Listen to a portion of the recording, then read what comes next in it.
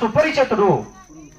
రాముడు మంచి బాలుడు. మనం చిన్నప్పుడు చదువుకున్నామా లేదా? ఎందుకు మంచి బాలుడు? పితృవాక్య పరిపాలన చేశాడు ఆయన. తెల్లవారితే పట్టాభిషిక్తుడు కావాలి, తెల్లవారితే రాజ్యాన్ని ఏలాలి. కానీ తండ్రి మాట కోసం అడవులకు వెళ్ళిపోయాడు. తండ్రి మాట జవదాటలేదు, అందుకే పితృవాక్య పరిపాలకుడు అని. చూడండి, మనం ఈ రోజు ఆలోచిస్తూ ఉన్నాం, నా బిడ్డ ఈ జిల్లాలో కాదు పక్క జిల్లాలో చదవాలి, నా బిడ్డ ఈ రాష్ట్రంలో కాదు పక్క రాష్ట్రంలో చదవాలి అని మంచి డిగ్రీలు పీజీలు చదివిస్తూ ఉన్నాం, అవునా కదా? మరి ఆ శ్రీరామచంద్రమూర్తి తండ్రికి అంత విలువని ఇచ్చాడు కదా, తండ్రి మాట కోసం జవదాటకుండా అడవులకు వెళ్ళిపోయాడు కదా. అంతటి నైతికత, అంతటి ఉత్తమమైన నడవడిక ఆయన ఏ డిగ్రీ చదివితే వచ్చింది? ఆలోచించండి. విద్య నేర్చుకో, విలువ పెంచుకో. శ్రీరామచంద్రమూర్తి నేర్చుకున్నటువంటి విద్య ఏమిటి? ఆలోచించాలా వద్దా? చూడండి, యేసుక్రీస్తు వారు ఆయన యొక్క జీవితంలో ఆయన చెప్పినటువంటి ఒక మాట ఏంటి? యేసుక్రీస్తు వారి గురించి ఒక మాట చెప్పండి అయ్యా అంటే ఏం చెప్పగలం మనం? చెప్పే విషయం బోరు కొడుతుందా? మనకు సంబంధం లేని విషయమా? మనకేమన్నా అర్థం కాని భాషలో చెప్పబడుతుందా? లేదు కదా. మన విషయం, మనకు తెలిసిన విషయం. మనం మన పిల్లల్ని మంచి వైపు నడిపించాలి అని మంచి చదువు చెప్పిస్తూ ఉన్నాము. కానీ ఆ చదువు అన్యాయానికి, అక్రమానికి, లంచాలకి, కుట్రలకి, కుతంత్రాలకే దారి తీస్తుంది. అంటే మనం చెప్పించేటువంటి చదువు ఉపయోగపడుతుందా లేదా?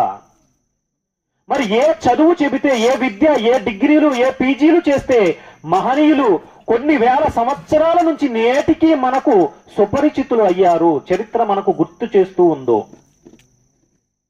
ఎన్ని సంవత్సరాలు అయిందండి శ్రీరామచంద్రమూర్తి వచ్చి? ఎన్ని సంవత్సరాలు అయిపోయిందండి యేసుక్రీస్తు వారు వచ్చి? ఈ రోజుకి మనం గుర్తు చేసుకుంటున్నామా? ఎందుకని గుర్తు చేసుకుంటున్నాం? ఆయన ఏమన్నా డిగ్రీలు పీజీలు చేశారా? మన ఇటువంటి విద్య వాళ్ళు చదివించారా? ఆలోచించాలి, మనం ఆలోచించాలి. విద్య నేర్చుకో, విలువ పెంచుకో. యేసుక్రీస్తు వారు ఆయన జీవితంలో చెప్పినటువంటి అనేక విషయాల్లో ఒక విషయం, నిన్ను వలె నీ పొరుగువాడిని ప్రేమించు. నిన్ను వలె నీ పొరుగువాడిని కూడా ప్రేమించు. ఆయన కూడా నా జీవితంలో నేను నా తల్లి సేవ చేసుకోమని నాకు ఆజ్ఞ ఇవ్వబడింది అని యేసుక్రీస్తు వారు కూడా బోధించడం జరిగింది. చూడండి, ముఖ్యంగా నేను ఇక్కడ శ్రీరామచంద్రమూర్తి గురించి కానీ, యేసుక్రీస్తు వారి గురించి కానీ, అదేవిధంగా ముస్లింలు వారి యొక్క దైవ ప్రవక్త అని నమ్మేటువంటి మహాప్రవక్త మొహమ్మద్ వారి గురించి కానీ నేను ప్రస్తావించేది, వారు వారి జీవితాల్లో ఏ విద్యను నేర్చుకున్నారు, ఏ విద్య వల్ల వారు అంత నైతికత, చరిత్ర ఈ రోజుకి కూడా గుర్తుంచుకోగలిగినటువంటి త్యాగము వారు చేయగలిగారు అనేటువంటి విషయం గురించి. అంతే తప్ప వీరు ముగ్గురులో ఉన్నటువంటి వ్యత్యాసాన్ని చూపించడం కోసం కాదు. వీరందరూ కూడా ఒకే విషయం చెప్పారు, నిన్ను వలె నీ పొరుగువాడిని ప్రేమించు. మానవ సేవే మాధవ సేవ. ఏమండి, మానవ సేవే మాధవ సేవ అన్నారా, లేక హిందూ సేవే మాధవ సేవ అన్నారా? మానవ సేవే మాధవ సేవే అన్నారు. ఒక్క ఆవిడ నాకు సమాధానం చెప్తుంది. చూడండి, అందరూ దీనికి పార్టిసిపేట్ చేయాలి, అందరూ ముందడుగు వేయాలి, మాట్లాడాలి. ఇది తప్పు కాదు, ఇది పాపం కాదు, ఇది మంచి విషయం. ఏనా? అవునా కదా?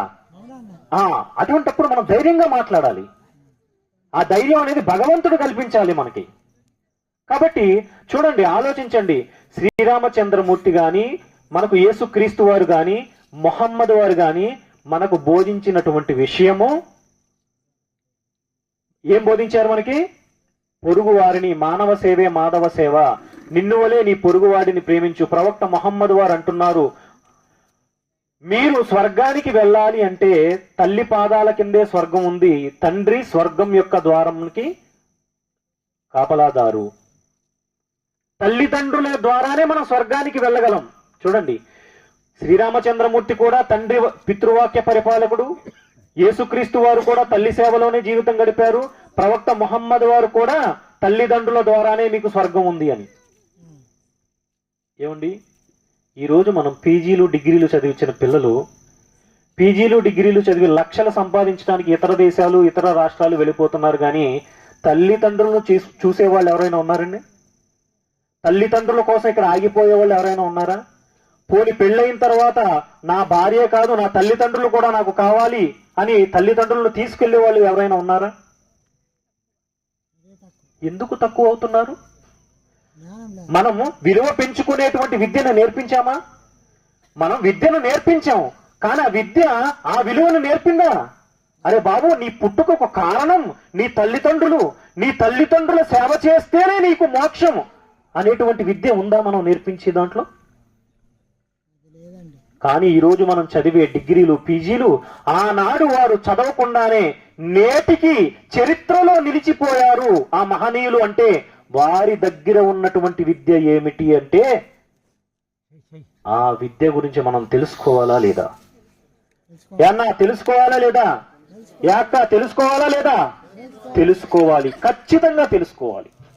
ఎందుకంటే ఆ విద్య లేకపోతే ఈరోజు మనం పేపర్లో టీవీలో చూస్తూ ఉన్నాం, చిన్న చిన్న విషయాలకు తల్లిదండ్రులను హతమారుస్తూ ఉన్నారు. చిన్న చిన్న విషయాలకు తల్లిదండ్రులు